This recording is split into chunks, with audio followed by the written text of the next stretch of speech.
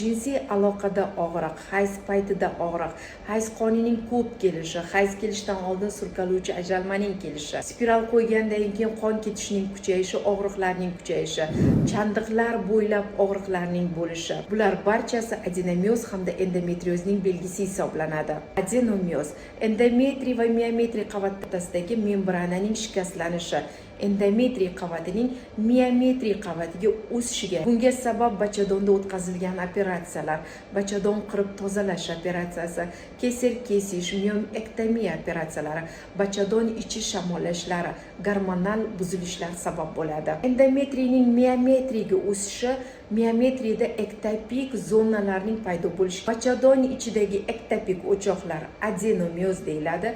Ba'zan endometriy hujayralari gematogen, limfogen yo'l bilan bachadon atrof to'qimasiga ko'chib o'tadi va o'sha yerda funksiyasini bajaradi.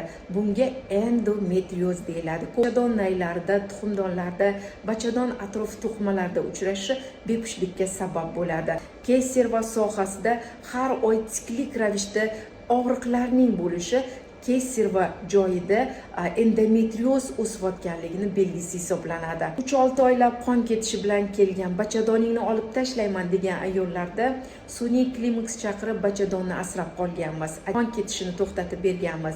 Bepushtlik bilan ayollarni sog'lom farzandli qilganmiz.